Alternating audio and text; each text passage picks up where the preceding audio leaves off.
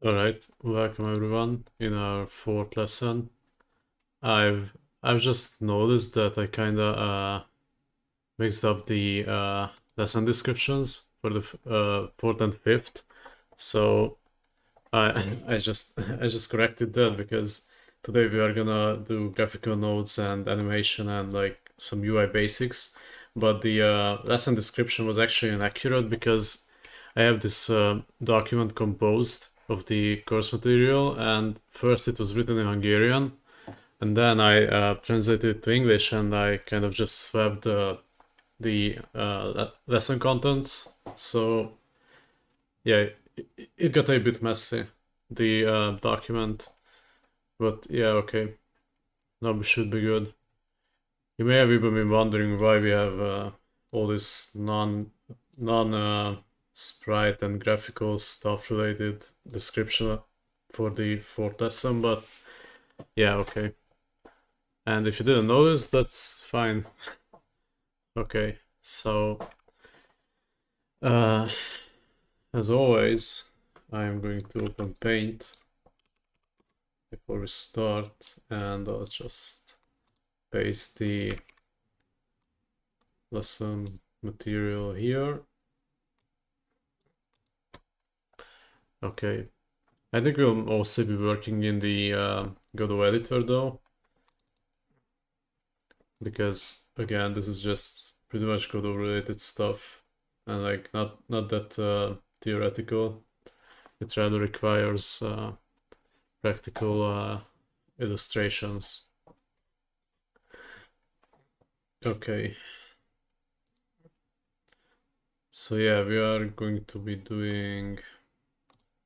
Sorry, gonna close these. We're gonna be doing graphical notes. So, as we discussed in the previous lessons, we have two different layers in a game, you could say. We have the user interface and the actual in-game world. And when it comes to graphical assets and textures, they are also represented using different nodes in Godot. I will check if, yeah, okay, I'm not muted in OBS. Cool. Okay, I'm gonna plug my drawing pad.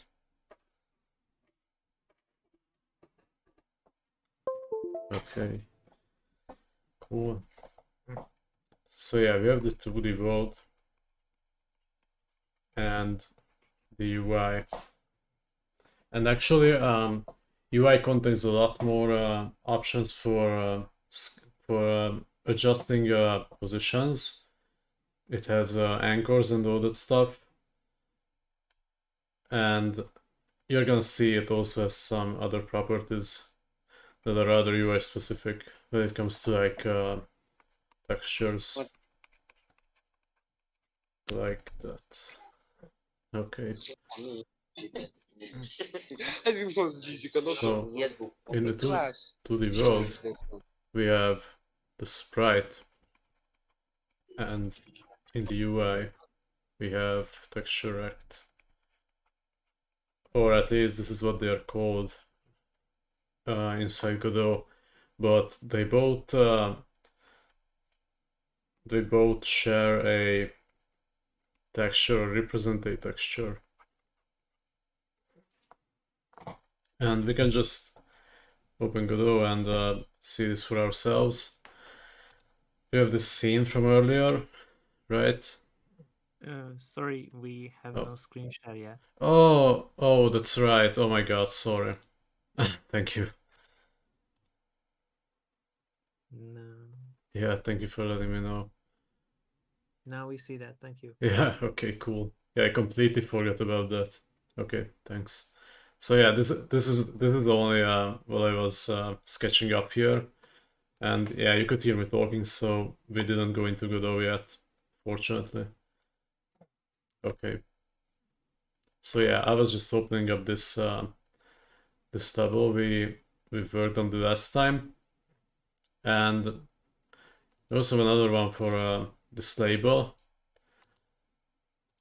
but yeah, for the sake of cleanliness, I'm going to create another scene, and it is going to be a user interface.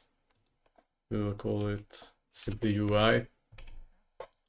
And if I want to add a child node, you can see we have texture rect. And just even now, you see it's a bit different from Sprite when it comes to properties. It has, especially, so these are pretty useful, the expand and stretch mode, because they manipulate how the asset is going to look. You have a bunch of options. So now if I want to scale this, we have this expand mode, and you can just configure this. Really, you're free to play around with this.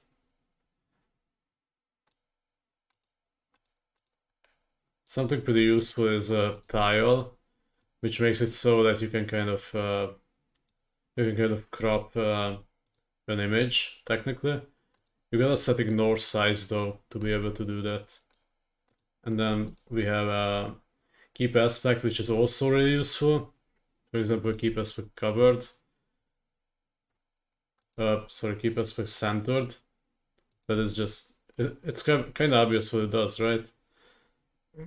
I'm working on a game right now, and the assets are all in different sizes, sort of, which is like in general pretty bad. But if you wanna quickly get around it, you will need to use one of these to just handle it so that whatever asset you pass in, you're gonna have the same size object.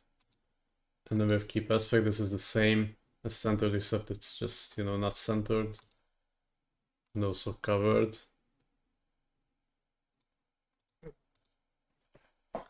But yeah, okay, you can play around with these and like see whatever they do. So this is the first time we are looking at a control node or a UI node. You can see under layout, if you open transform, it has this size thing, which is not present on Sprite. So on UIs, actually everything has this size. You can see it. You can see it here, and if you just change it, the area is just gonna change too. And then we have these this custom minimum size, for example, which can be useful if you are using a HBox container, for example. I'm gonna show you what that is, and there's also a VBox container. And these basically, you can tell by the icon that they just align items by each other. So if I drag this here, you can see now the size of this became 0 for whatever reason, but if I say the minimum size is supposed to be 100, now it is visible again, and yeah, this is basically what it does. It just aligns the nodes horizontally, and you can also center them or move them to the end, whatever.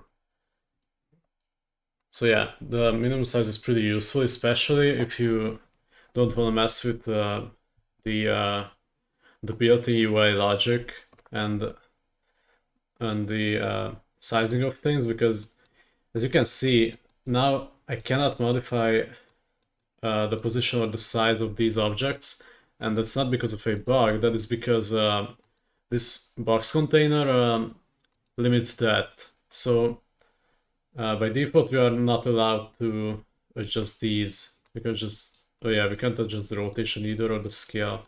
So basically the transform is inherited by whatever settings the box container sets for its children. And then okay, So yeah, that's why they added this in Godot 4, this custom minimum size. It's really cool. Okay, we're gonna get back into UI controls in a bit. Now I wanna show something really cool, which is called animation player. So this basically lets us create what we call animations, but it's not the it's not the animation you would see in a TV show. It is basically the approach of changing some nodes variables under a certain time. So if I click on new, and we will call it yeah, new animation is okay. So now we see this timeline. This is the timeline of the project or the animation. Sorry, this is the duration. This is 1 by default, and then you can set it to loop and to so this makes it so that it plays and it bounces back. So it plays and it plays backwards, and that's how it loops. That is also really cool. But we're gonna look at a simple animation now with no looping. So as I created this animation, you may have noticed that these little keys appeared here. I'm gonna remove everything here for the sake of cleanliness. And I just move these two here. Okay, so these little keys, if I click on them, this window pops up. Create new track for property module and insert key. And here's also this create reset track. So if I click create, what happens? Now we have a new so-called track on the animation, right? And now we can modify this value. Now we can set the color of the sprite as we wish in the timeline of the animation. And you could see there's a checkbox which asked if I wanted to create a reset track. So if I open this dropdown, you can see here's a reset animation which we actually did not create. But this is a value as well. So what reset does, basically reset stores all the default state variables, because if I want to make this sprite, let's say black, by the end of the animation, and I click start, you can see it becomes black. And I'm gonna create another animation. I'm gonna just basically copy this.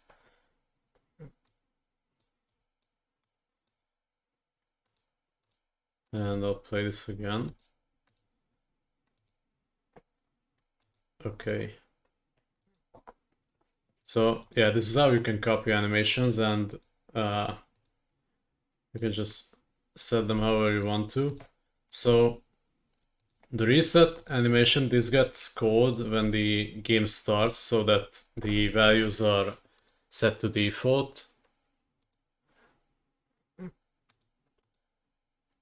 So like if you're animating a loading screen, you typically want them to be invisible by default. So you will want their alpha value to be 0.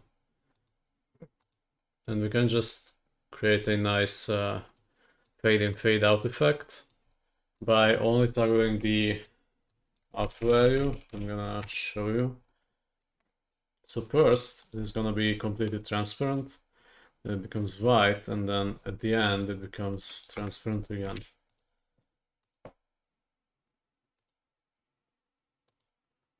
That looks pretty good.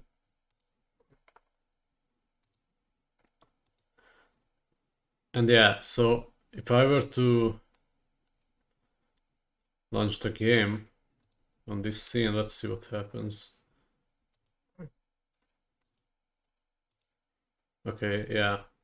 The value of the reset track is what the sprite has. So now in the editor it is completely white, and even if I start the game again, you can see the reset executed, and it took the default value that we assigned here. Okay. And by the way, we can also move something this way. So if I want the sprite to move, and the reset track is also useful here because okay, let's say I move this by 200, right? So when this animation is over, the sprite is still in this position, but since we, set the position here to the start value or whatever, then it will just get back there at the beginning of the animation and also when we start the game.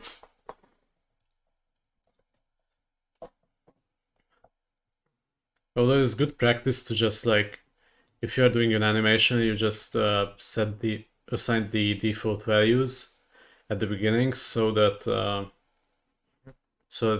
you don't miss anything in reset. So yeah, that's it for the animation player, more or less. I'm gonna show you what I made with animations in my project because I'm gonna be making a trailer for it soon, and I figured this would be a cool thing to start with. Okay, playground. So you can see this is quite beefy.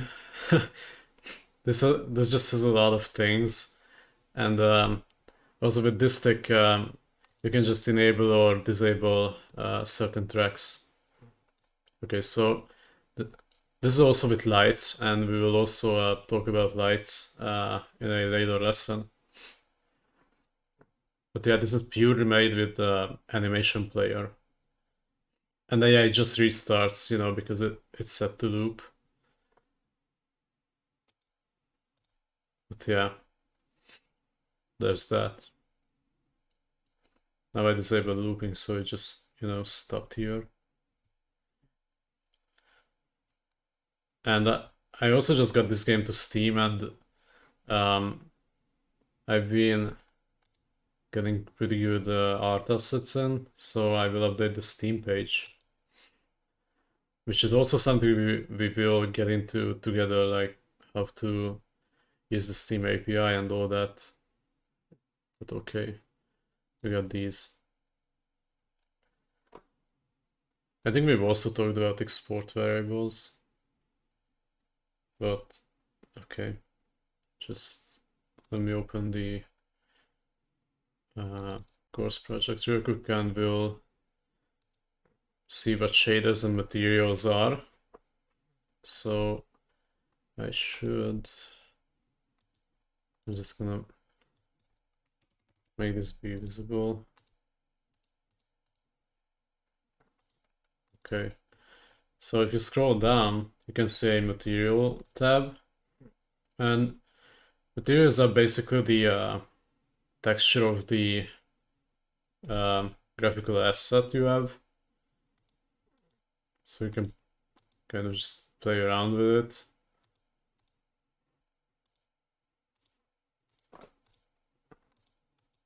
And more importantly, we have the shader material thing, and with shader you can write code to manipulate how the texture looks. So we'll need to create a shader here. I'm just gonna call it sprite showcase, and then this is code. The syntax is pretty much familiar to any programming language. It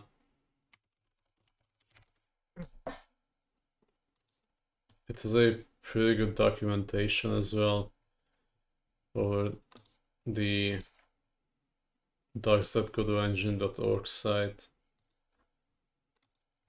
I'm gonna send this to you guys.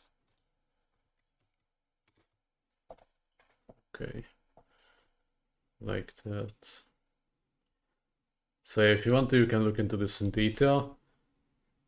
There are a lot of good shader functions, and also be aware that you need to use a semicolon at the end of the lines here, unless you are typing a if condition or something like that. But yeah, the error is gonna tell anyway. So just to show what this looks like, we can, for example, make it so that this texture is only gonna be visible within the range of like half the texture size. The shader coordinates are from 0 to 1, so I believe this is the top left position is where it's 0, 0, and here in the bottom right it's 1, 1. So I'm gonna just type this code. UV is the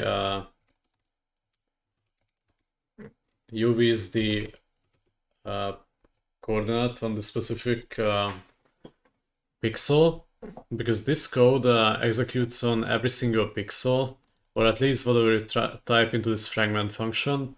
The shaders also have vertices. You can look into the topic in detail via this link.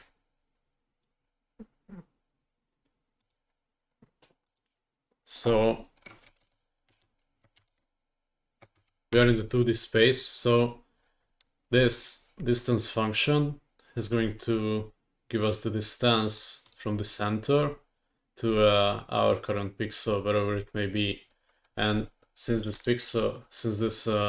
sprite is 128 times 128, that's the amount of times this code basically runs on every single little pixel you have on this asset.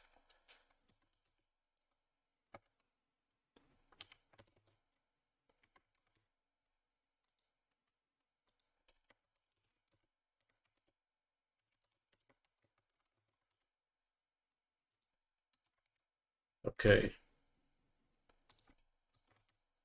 So now we can just define whatever is visible, because this color variable is what you should set the color to be technically, and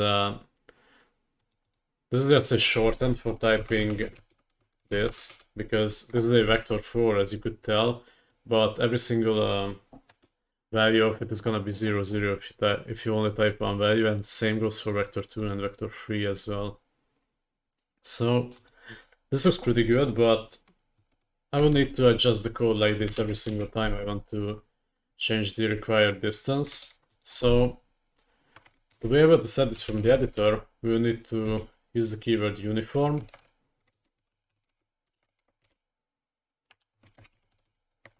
And create a variable for this, just like that. And you can see now we have the shader parameters, and we can just toggle this as we wish to. Okay, and speaking of showing variables in the editor, you also can do that for simple scripts. We have these things called annotations, and so we have export, right? Okay, I was just checking if we've talked about this before, but I don't think so. Okay, so you gotta add this annotation in front of a variable that you're going to define. So let's just tell the label text as a variable. And now we get an error So cannot use simple export annotation with variable without type or initializer since type cannot be inferred. That means, so we are gonna put this here. You can see it's actually here. Oh wait, that's not that. Okay, never mind. We are gonna put this variable, this label text variable into the inspector. However, we cannot just put it there as is because then Godot won't know what input handler it should give it. Because you can see we have a lot of things here. We have this text field, we have a drop down, we have checkboxes. So you know that's how Godot determines it based on the type. If I make this a boolean, you can see it's a checkbox. If I make this a string, so text basically, now we have a text field. And we can also have numbers, int and float too. So we're gonna keep it as a string, and then we will set the text to be the label text. And if we run this, wait, label text is empty.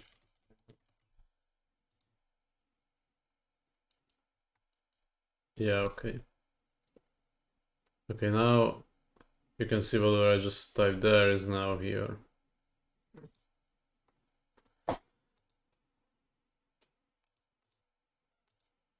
Yeah, I made this a singleton. That's why it was visible even though I launched this as the local scene. There we go. Okay.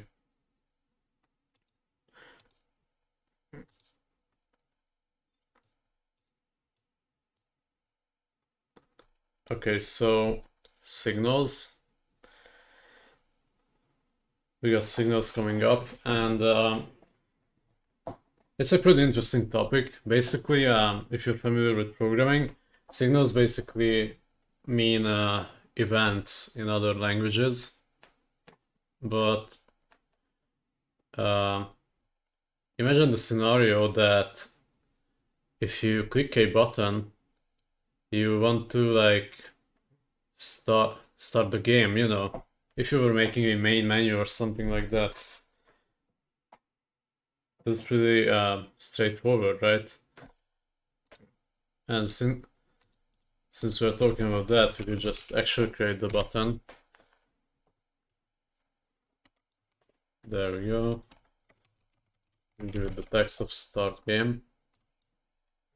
So how do we do that, right?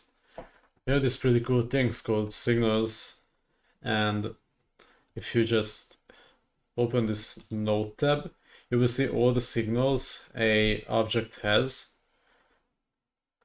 The lower the object, the deeper the signals are. You can also see the class names, right? So it inherits these things from object, these things from node, and so on.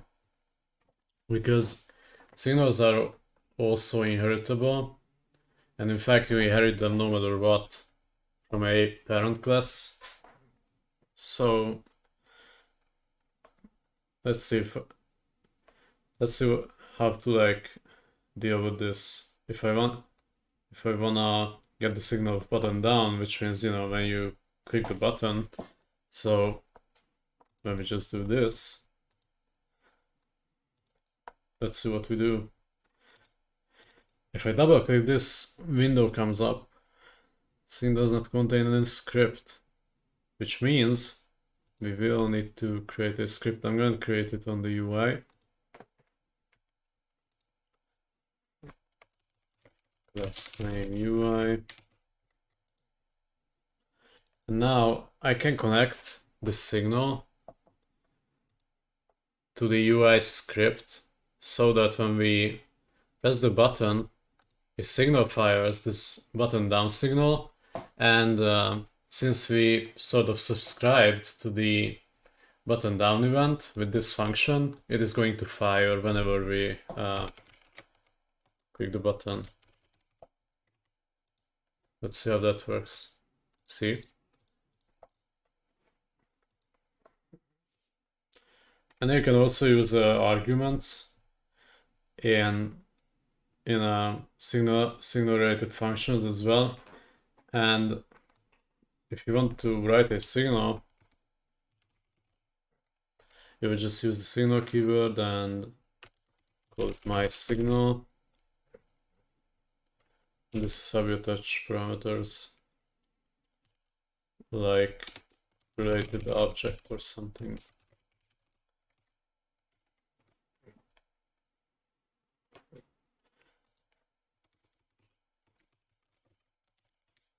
Oops. And the way you emit signals and the way it's actually done internally in Godot too is using this emit signal function. So with that, you can type this in here, and also the arguments. I think you need to write them in an array. So at least that's how it is in Godot 3. I'm pretty sure it's the same thing here. So yeah, now we emit that signal. I mean, nothing happens, right? Because it's not connected to anything. But if I want to connect a function, let's call it on signal fire, you will need to do mySignal.connect and then just input the function name.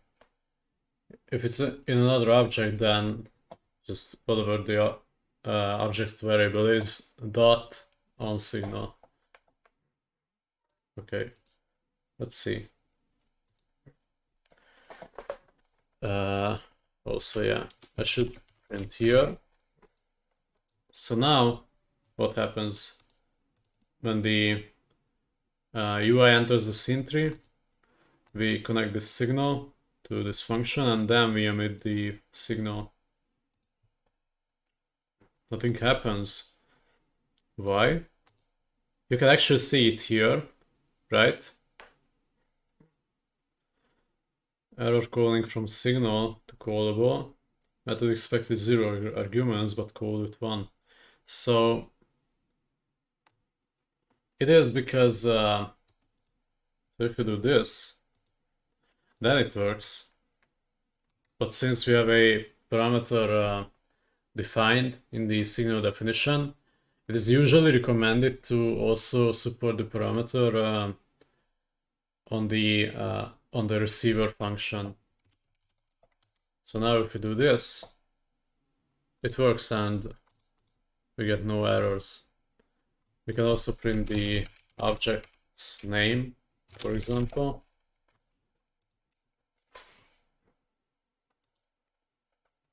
Oh yeah, we don't need to use the array notation anymore, yeah, my bad. Okay, so yeah, and then we get UI.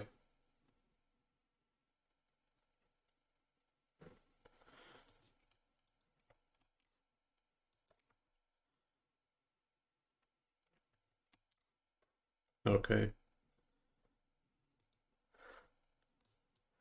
So we got signals. They are pretty important also for performance, because there are cases where you could just listen for something to happen in process, but it is just much more efficient to connect to a signal, right? Because if you do it in process, you are just waiting for it every frame. But if it's a signal connection, then Godot will know that your function needs to be called whenever something happens. So yeah.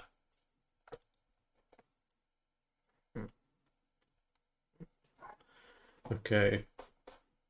I got loading screen transition here, but that's like kind of related to animation player, because basically we've just done this here, right? Except the movement. So yeah, that's just how usually loading screens are done, except there's a bit of a downtime till the new level loads, you know. But if it's just something pretty small to like load, then this is just sufficient, to just have a faint transition. That's what we do in one of the projects I'm working on, because we have these level chunks in 2D. So like you have the garden and the house, and when you enter the house, the loading screen kind of just fades in. And it's not even a loading screen, it's just a black screen, right? So, to just indicate the transition and have time to make the new chunks, assets, and objects visible. So yeah, there's that for the loading screen. Okay, we're gonna go through the other important UI controls real quick. So actually these are all really good. Like I could just show you all and still have a lot to say. But text editor, for example, and line edit, they are for user inputs. You can see if I launch this, then I can just type anything here. The same goes for text edit, except this is multi-line. And then there's code edit, which is, I'm pretty sure this is something new in Godot 4.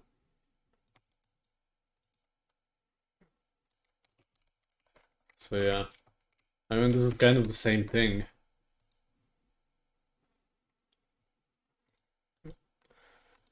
Okay.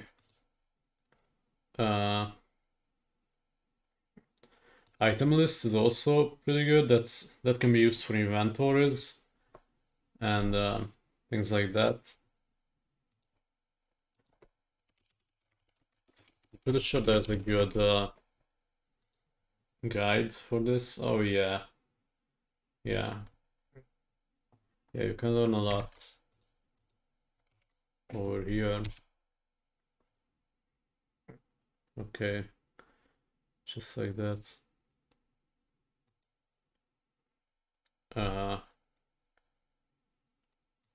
Yeah, typically you will want to use buttons, labels. Labels are just is basically static text, and probably progress bars or something like that, and also texture rect, of course. There's rich text label too, and I prefer to use that because it has more options and it has this thing called BB code, which lets you kind of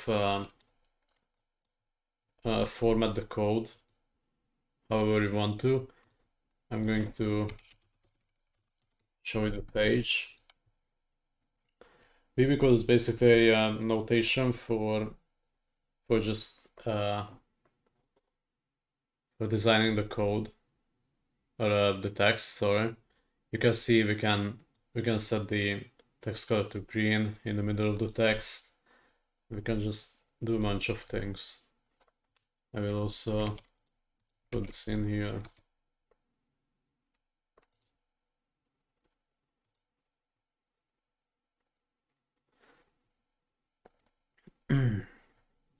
And yeah, in the reference you can find all the things.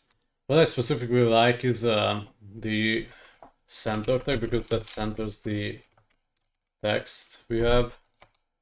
Although in the simple label they've handled that with these drop downs, the horizontal and vertical alignments. Okay.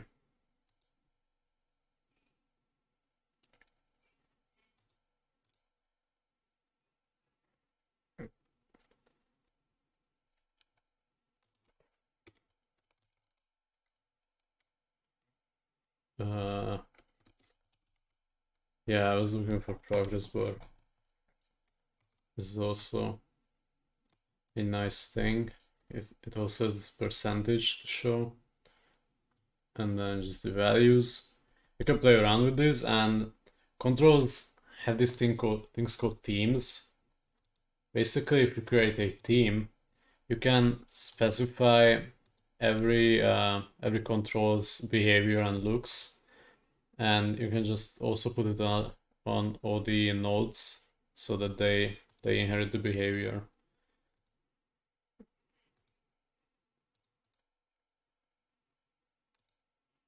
So you can just add the type here. We also have sliders instead of progress bars.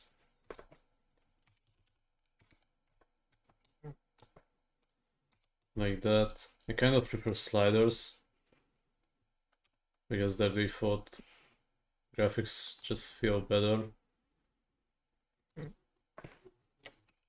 But yeah, I can just add a label here and you can see all the properties we have.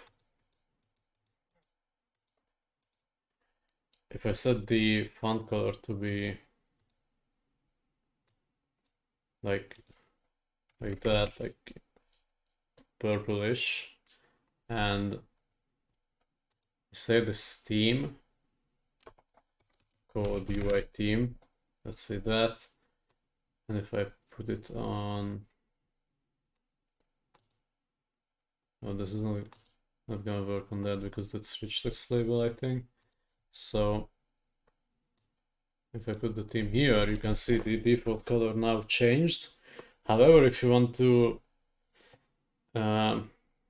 change this behavior, you have this theme overrides, which basically contains all the properties a theme would have. You can just override the font color here, give it some outline, also outline size. If it's 0, then obviously you won't have an outline. Okay, and yeah, all that stuff. And so this brings me to fonts, right? Fonts are also pretty interesting. I'm gonna grab a font real quick to show you what it looks like. Let's use this one. Wait, I can just probably drop it in here. So fonts have TTF or OTF extensions, and you just gotta drag it here in the theme override or into the theme, and now we have it differently. I prefer using font variations. That's other type you can assign, because this way you see you have this variation tab, but also this extra spacing, which can be really useful if you just want some space between the characters, or want some space at the top, at the bottom. You know, if I were to start a new line,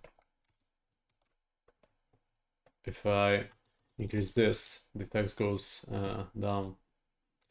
You can also specify font size, which is really good because Godot 3 didn't have this separately, and I had to create all the font variations for the different font sizes because let me show you something.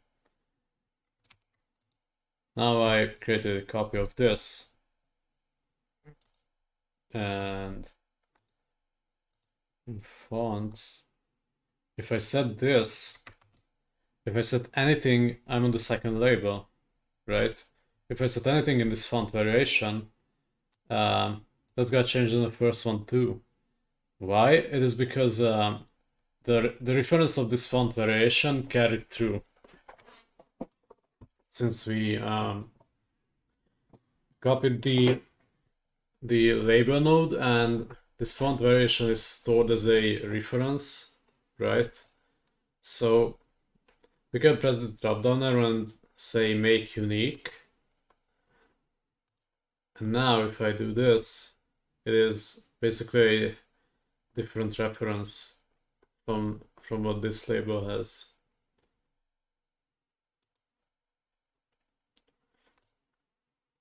So I think there's that for fonts and like the things that could actually go wrong, because this could cause you some debugging if you don't know about this.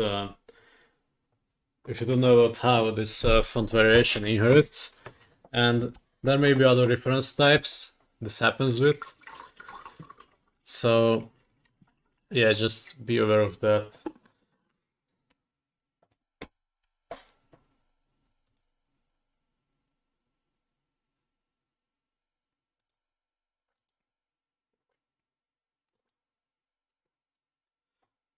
And our last topic for today is UI focus. So what's that? This is basically, so UI has this definition called focus, and it basically defines whatever you can interact with at the time.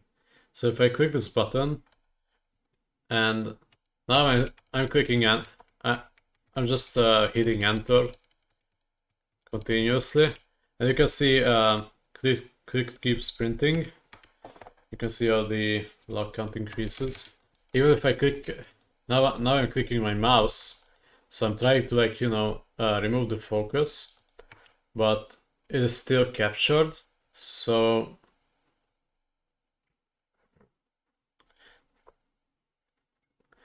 we have this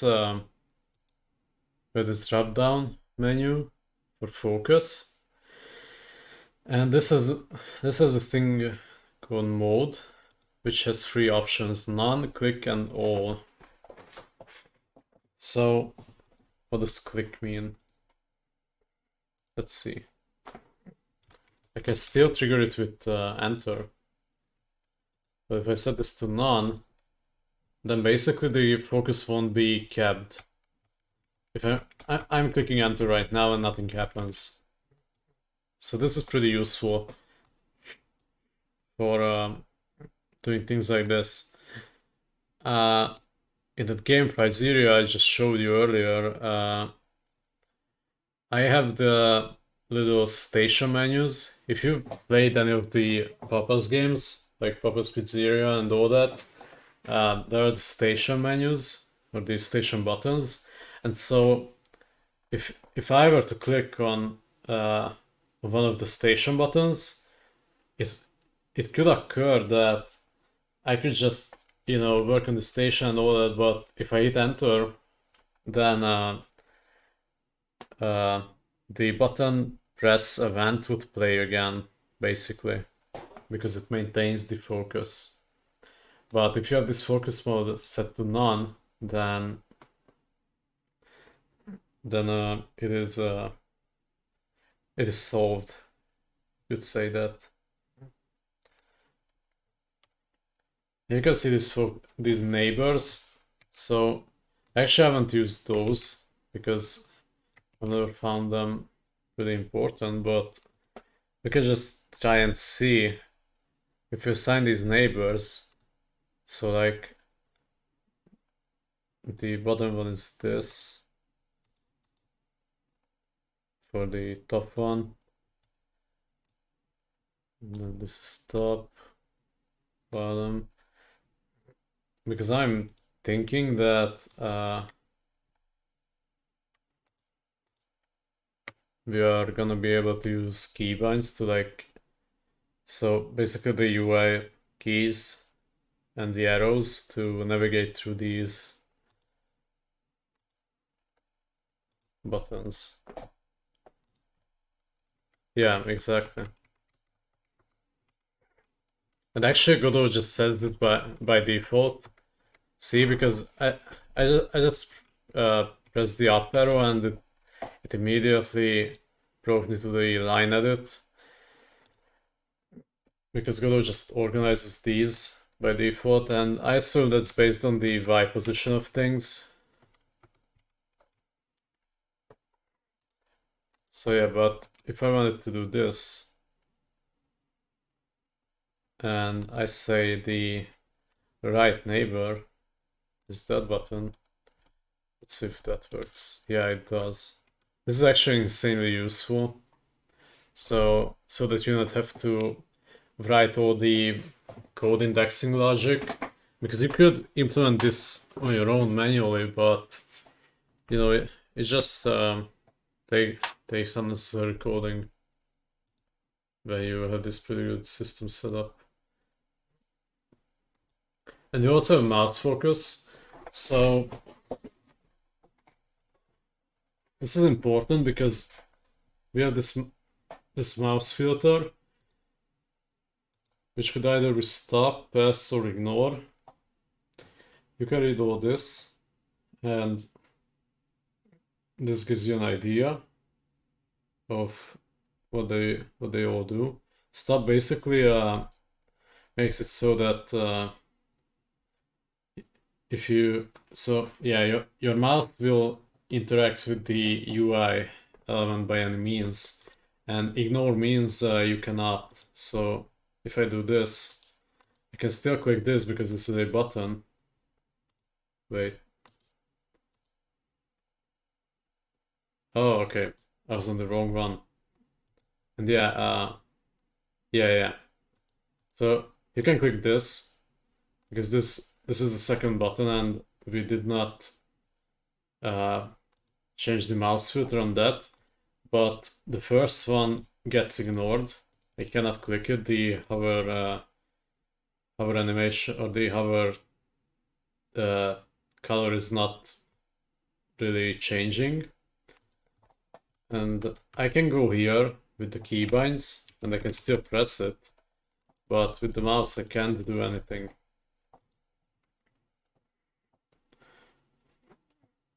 So yeah. And I can set the cursor shape. This is just something to have fun with, really. I mean, you want to use it in a real game, right? But you can just mess with these. The the help cursor shape. I just find this funny. So yeah. And you could also pay attention to whatever's visible up here above the game view, because if you create an item list, I think. Oh, okay, they moved it here. Never mind then, because in Godot 3, you had to add items here. Now you have the anchors and the similar stuff here. You can just define the anchors as you wish. So now you can see, as I'm setting this anchor here, it keeps moving, but so you may ask what determines it. Wait, did it just, yeah. Okay. So basically, as I've told you, UIs have sizes, and these are the dimensions of the UI, which is the parent of item list. And if I just do any of these things, it's just gonna position itself accordingly. And if I set this under the button, well, that's a bit small, but you can see it is trying to kind of fit. Okay. I think that's today's lesson. We cleared UI focus as well. I don't think I will upload these notes because there's nothing here really. We haven't really taken notes. So yeah. Do you guys have any questions? Because if so, then we can get through them. And if not, then we can end this here.